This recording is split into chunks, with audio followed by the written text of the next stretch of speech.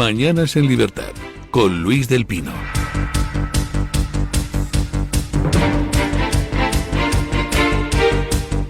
Buenos días, don Eric Gutiérrez, ¿qué tal está usted? Muy buenos días, Luis, muy bien. ¿Vamos con las noticias de las 7:30? Vamos allá. George Simeón, líder del partido ultranacionalista Alianza para la Unión de los Rumanos, AUR, ha resultado vencedor en la primera vuelta de las elecciones presidenciales de Rumanía, celebradas tras la anulación de los anteriores comicios por sospechas de injerencia rusa. Según los primeros resultados oficiales, Simeón ha obtenido el 40% de los votos.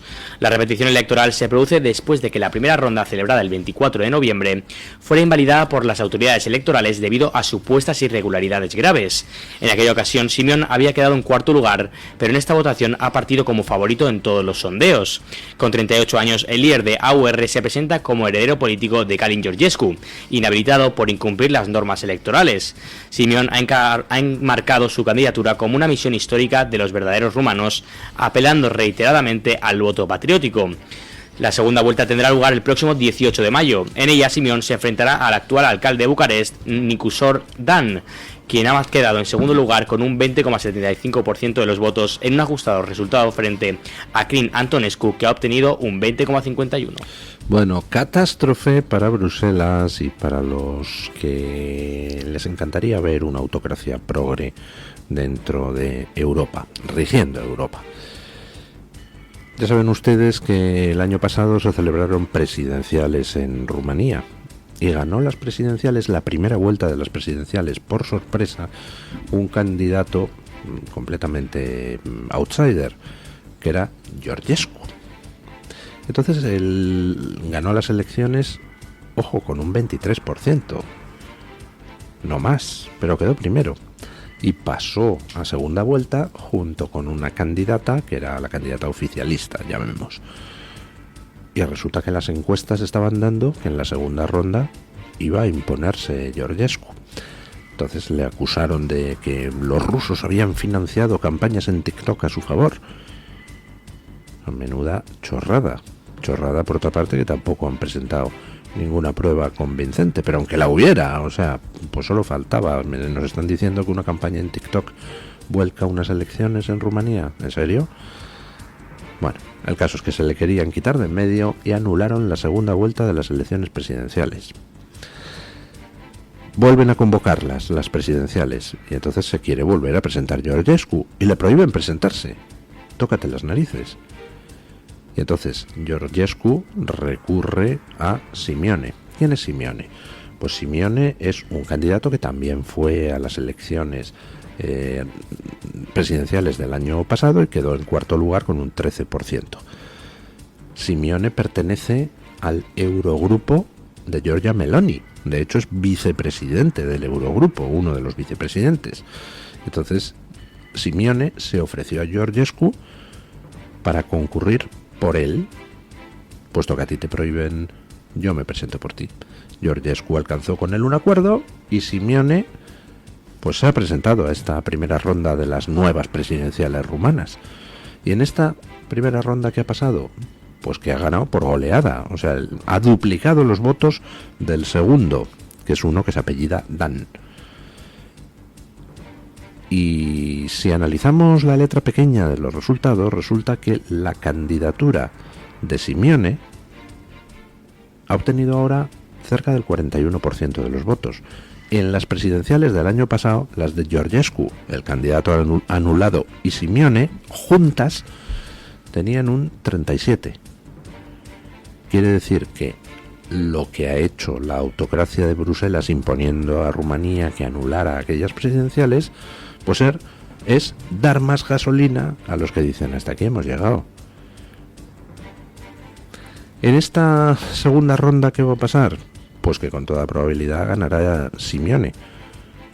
¿Por qué? Pues porque quien ha quedado segundo en las elecciones rumanas que se acaban de celebrar en la primera vuelta de ayer es este candidato Dan, que es el alcalde de Bucarest, la capital de Rumanía, que en principio pues es alguien centrista del grupo de Renew en Europa y tal, pero que resulta que ha concurrido como independiente, porque los partidos de izquierda y de derecha tradicional en Rumanía habían propuesto a otro candidato que era Antonescu, creo que se llama, y entonces este otro, Dan, decidió presentarse por su cuenta y ha derrotado al candidato oficialista. Es decir, el actual gobierno rumano, su candidato, ha quedado tercero, por tanto excluido de la segunda ronda.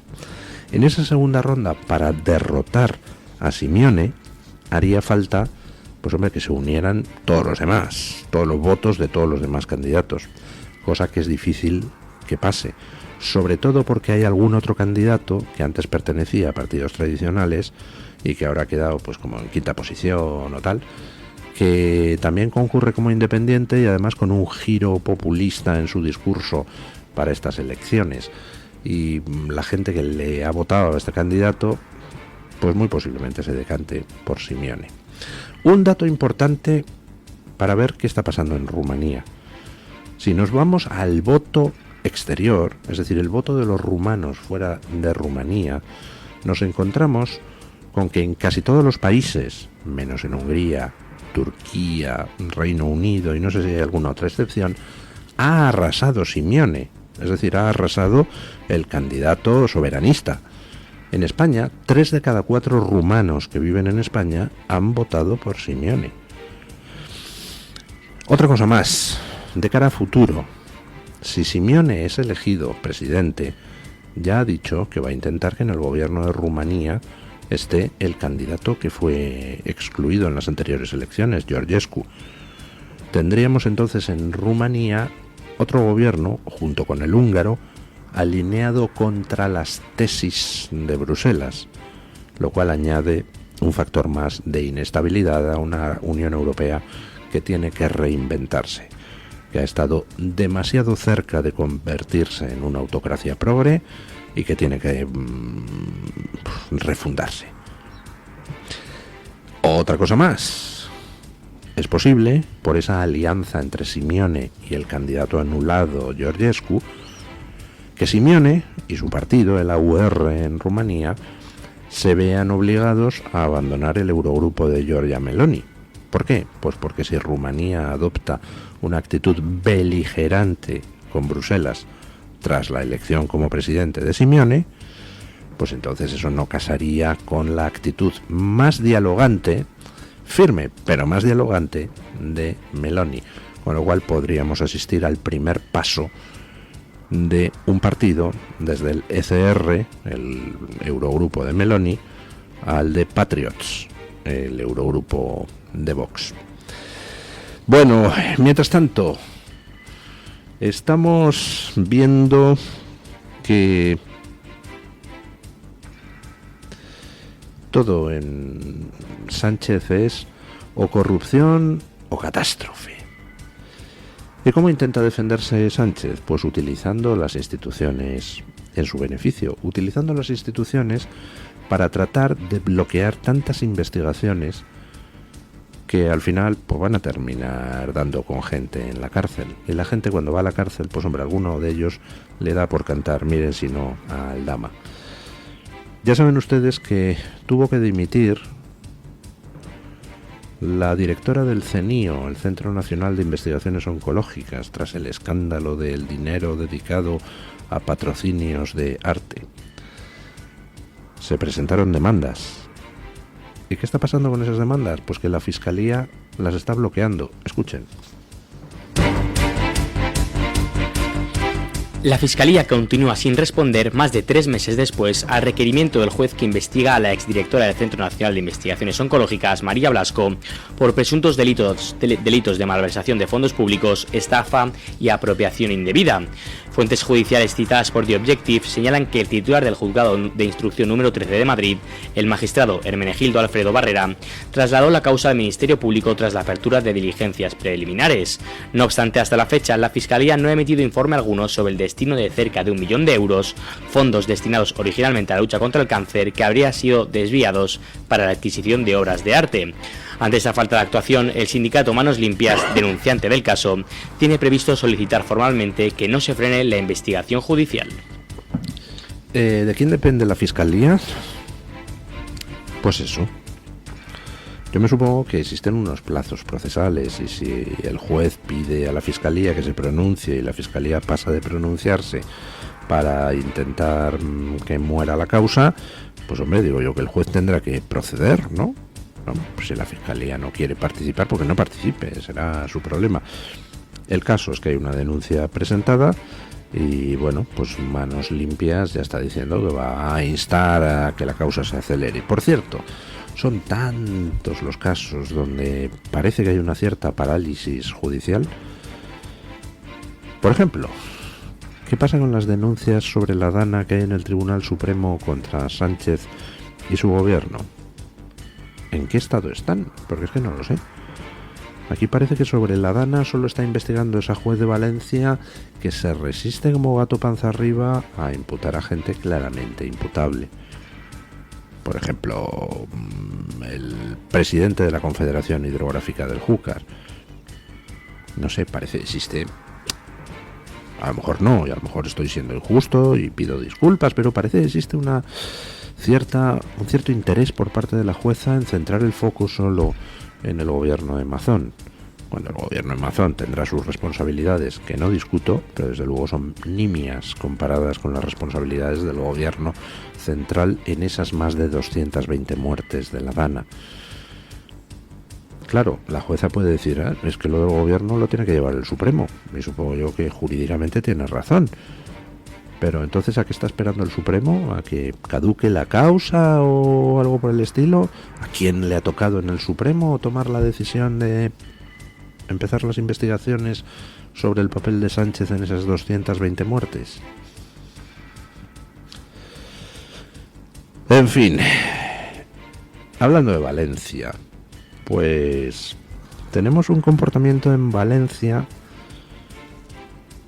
que me parece digno de aplauso, pero que pone en evidencia tantos otros comportamientos bastante incomprensibles. Escuchen.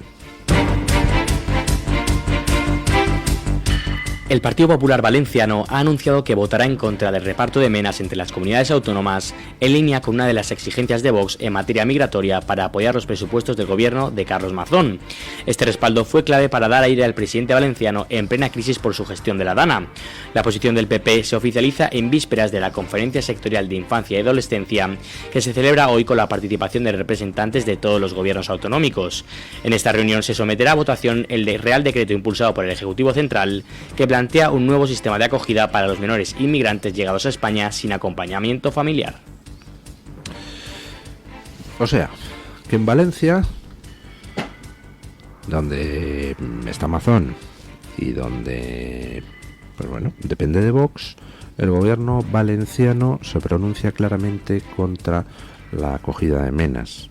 Primero porque es una barbaridad en sí misma. Los menas a su país, con sus padres. Los niños tienen que estar con sus papás. Segundo, porque no tenemos por qué estar los españoles pagando la manutención, alojamiento y educación, entre comillas, de esos menores, mientras en los países de origen, empezando por Marruecos, resulta que los gobernantes se gastan el dinero en lujos propios y en armamento. No, mejor nos gastamos en armamento nosotros y que ellos se encarguen de sus niños. Pero además es que está el tema de la asimetría, es decir, se reparten los menas por toda España menos Cataluña y el País Vasco, añadiendo insulto al saqueo. Y el gobierno valenciano, pues incitado por Vox, ha dicho que se niega a aceptar a los menas. Es decir, ¿se puede uno negar? ¿Puede uno plantar cara? ¿Puede uno decir no a Sánchez? ¿Por qué en Madrid o Andalucía, donde gobierna el PP con mayoría absoluta, Ayuso y Juanma Moreno no se plantan? ¿Por qué hacen seguidismo de las políticas de Sánchez? Mira qué fácil es, el de Valencia lo hace. ¿Por qué ustedes no? Ah, claro, que ustedes no dependen de Vox para gobernar y entonces pueden hacer lo que verdaderamente les gusta, que es seguidismo de Sánchez. Pues bueno, habrá que tomar nota, ¿no? Para en las siguientes elecciones forzarles a que dependan de Vox dado que es la única manera en que parece que pueden ustedes hacer el bien, porque de motu propio no les sale. Perdón, de motu proprio. Bueno, seguro que si ustedes abren un medio de comunicación hoy, al azar, cualquiera, y lo abren por cualquier página, seguro que encuentran alguna noticia para hablar de Trump. Por supuesto, para hablar mal. Trump ha ido 6 veces al baño hoy. Trump se ha metido el dedo en la nariz. Trump ha publicado un meme. Sin embargo, pues otras noticias les va a ser más difícil encontrarlas. Por ejemplo, esta, que solo lo he visto en la Gaceta. Perdónenme los compañeros de otros medios si está pequeñito en alguna parte en su medio, pero es el único sitio donde he visto la noticia. Dimite por acusaciones de fraude un ministro de un gobierno. Pero amigo, es un gobierno progre. Así que no es noticia, escuchen. El ministro de Seguridad Social de Brasil, Carlos Lupi, ha presentado su dimisión tras la apertura de una investigación sobre presuntas irregularidades en el Instituto Nacional del Seguro Social, INS, organismo dependiente de su cartera. La investigación anunciada el pasado 23 de abril apunta a un posible fraude masivo en el cobro de pensiones. En un comunicado, Lupi defendió su gestión y aseguró que su nombre no figura en las pesquisas. Toma esta decisión con la certeza de que no he sido mencionado en ningún momento en las investigaciones en curso sobre las posibles irregularidades en el INSS. Quiero subrayar que desde el primer momento, tanto yo como todas las áreas del Ministerio de Seguridad Social hemos colaborado plenamente con los órganos de control del gobierno de Lula, comunicó. Las pesquisas dirigidas por la Policía Federal se centran en el cobro indebido de cuotas mensuales de jubilación entre 2019 y 2024 por parte de beneficiarios que no cumplían los requisitos legales. Según el director general de la Policía Federal, Andrés Rodríguez, el fraude podría ascender a 6.300 millones de reales, lo que son unos 985 millones de euros. O sea, gente cobrando irregularmente prestaciones de jubilación.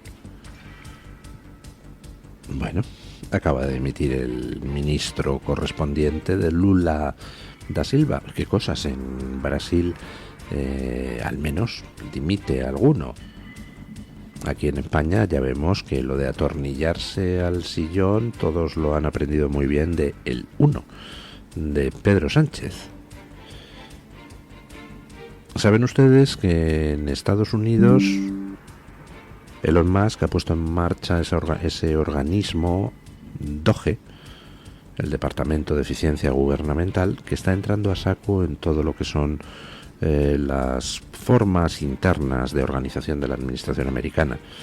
Y aparte de que el gasto público americano ha sufrido una reducción brutal en este primer trimestre, gracias precisamente a que se han parado multitud de programas completamente prescindibles, cuando no fraudulentos, pues una de las cosas que se ha descubierto en Estados Unidos es que había millones de personas en la base de datos de la Seguridad Social fraudulentamente metidas.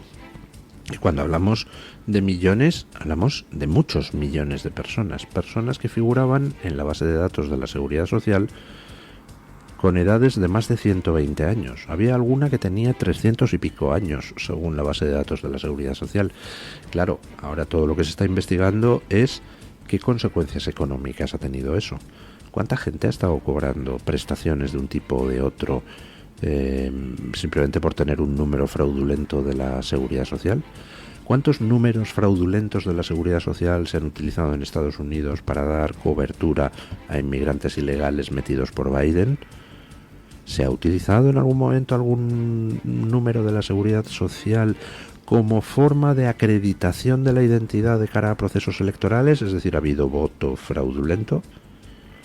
Por cierto, hablando de voto fraudulento, este fin de semana conocíamos que en la localidad de Albaida, donde la Guardia Civil está investigando la compra de votos por parte del Partido Socialista en las últimas elecciones municipales, se ha detectado a 2 empleados de correos que habrían actuado en connivencia con el Partido Socialista. Recordarán ustedes que la semana pasada, cuando les hablé de este caso, mencionamos el testimonio que traía, no sé si era, yo creo que era The Objective, de una persona que decía, no, esa firma que figura ahí en la solicitud de voto por correo no es mía, me la han falsificado. Y yo ya les dije la semana pasada, ojo, porque si esto es así, si le han falsificado la firma en la solicitud de voto por correo, quiere decir que ha tenido que haber complicidades en correos. Y efectivamente ya se está investigando a 2 personas. Con lo cual el fraude pues adquiere una relevancia mayor. No es lo mismo la mera compra de votos. Yo voy a Eric Gutiérrez y le digo, toma, 1.000 pavos y yo voto por ti, tú toma, mete este sobre en la urna o lleva esto a correos. No es lo mismo eso, que es compra de votos pura y dura y es ilegal, que la falsificación directa de firmas y de solicitudes de voto por correo, donde ya no estás comprando el voto, lo que estás es falsificándolo. Eso es mucho más grave. Así que vamos a ver cómo acaba este caso que está investigando la Guardia Civil. No me explico cómo es posible que haya falsificación de votos en la era Sánchez, ¿verdad? Ustedes tampoco se lo explican. Bueno, les decía antes en el bloque anterior de noticias que Trump, en cuanto cierra un tema, y acaba de cerrar el del acuerdo de minerales con Ucrania, pues va a por otro. Es decir, Trump aplica las técnicas que los progres han estado utilizando con tanto éxito. Lo de ganar por saturación de temas. Hacen una barbaridad y entonces cuando todavía la gente se está reponiendo hacen la siguiente. Bueno, pues Trump está haciendo lo mismo, pero en lugar de hacer barbaridades hace el bien. Y ahora, pues el bien para sus ciudadanos, claro, para los que le han votado. Y ahora, pues va a tratar de reconstruir la industria del cine americano. Anuncia aranceles para todas las productoras situadas fuera de Estados Unidos. Escuchen. Donald Trump reaviva su guerra comercial con un nuevo objetivo, la industria cinematográfica internacional. En la madrugada de hoy, el presidente de los Estados Unidos anunció que ha autorizado al Departamento de Comercio a imponer con efecto inmediato un arancel del 100% sobre todas las películas extranjeras que se comercialicen en el país. A través de su red social Truth Social, Trump justificó la medida diciendo: "Estamos ante un esfuerzo coordinado por parte de otras naciones y por tanto frente a una amenaza a la seguridad nacional. Y además es propaganda", escribió. El decreto, que aún genera dudas sobre su aplicación, no especifica si las coproducciones internacionales estarán sujetas también al nuevo gravamen o si podrían ser utilizadas como una vía para eludir la tarifa. A diferencia de otras medidas comerciales previas, esta nueva política no distingue entre países de origen. Bueno, pues por supuesto Trump a lo que va es a intentar fortalecer la industria del cine americano, que ha visto como mucha producción se iba a lo largo de las décadas a otros países. En ese sentido, pues hombre, a los otros países pues no fastidiará. Evidentemente preferimos tener la producción de cine en el nuestro que no en Estados Unidos, pero él pues trabaja para sus ciudadanos, no para los nuestros.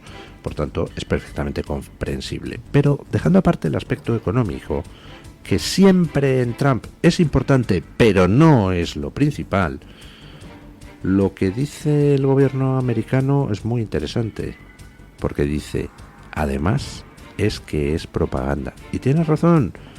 Cuando la producción de las películas americanas está en otros países, cuando hay otros países que empiezan a tener cada vez más peso en la producción de cine, por ejemplo China, evidentemente esos otros países tienen en sus manos una herramienta de propaganda, porque el cine es propaganda. Toda la industria del espectáculo es propaganda. Propaganda con la que se pueden meter muchas ideas fuerza que luego al final son las que van educando a la sociedad y a las nuevas generaciones. Y hablando de eso, vi ayer un agrio intercambio de palabras entre Trump y un periodista del Wall Street Journal, donde Trump pronunció las palabras mágicas. Ojo. Dice: ¿de dónde dice usted que es? Del Wall Street Journal. Ajá. Dice: el Wall Street Journal es una basura, le vino a responder. Yo no quiero hablar con el Wall Street Journal. Son ustedes pro-chinos. Ojo a la elección de las palabras. Trump es un bocas y dice muchas cosas, pero muchas cosas que parecen así improvisadas. Pero detrás de todo lo que dice hay un hilo argumental. Y eso de acusar al Wall Street Journal de prochino tiene enorme importancia. Porque, en efecto, en algún momento habrá que meter mano al tema de la infiltración china en medios de comunicación. No solo en Estados Unidos, sino también en toda Europa. Ojito a ese tema, que intuyo que si Trump lo desliza en un intercambio argumental con un periodista, no es por mera casualidad, así que quizá veamos cosas interesantes a no mucho tardar. Vamos con doña Rebeca Crespo para que nos cuente qué trae hoy la Gaceta en portada. Buenos días y buen lunes, doña Rebeca. ¿Qué tal? Muy buenos días y feliz lunes para todos los oyentes de Mañanas en Libertad. Este lunes en Gaceta.es llevamos todo lo relativo a la última hora de las elecciones presidenciales en Rumanía, de esa primera vuelta en la que ha arrasado el candidato soberanista George Simion. Ha obtenido casi 20 puntos más que quienes han quedado en el segundo puesto, que han sido Crin Antonescu y Nicusor Dan. Por su parte, el presidente de Vox, Santiago Abascal, ha felicitado a Simion, ha dicho que el pueblo rumano está cada vez más cerca de recuperar su libertad y soberanía frente a la oleada liberticida que asola Europa. Analizamos también cómo ha sido el voto de la comunidad rumana en España, el voto de la diáspora rumana en nuestro país, que se ha volcado también con George Simion, ha arrasado con casi el 74% de los votos. Hoy estaremos pendientes de todas las noticias que nos vengan ahora mismo desde Rumanía, donde fueron anuladas las elecciones de noviembre, en las que ganó también el candidato soberanista Georgescu por falsas acusaciones de fraude o acusaciones de fraude de las que realmente no se tenían pruebas. Recomiendo, como siempre, las columnas de opinión que hoy están firmadas por Iván Vélez y Zoe Valdés. Muchas gracias y feliz comienzo de semana para todos. Muchísimas gracias, doña Rebeca. Hacemos una brevísima pausa publicitaria y a las noticias de las 8.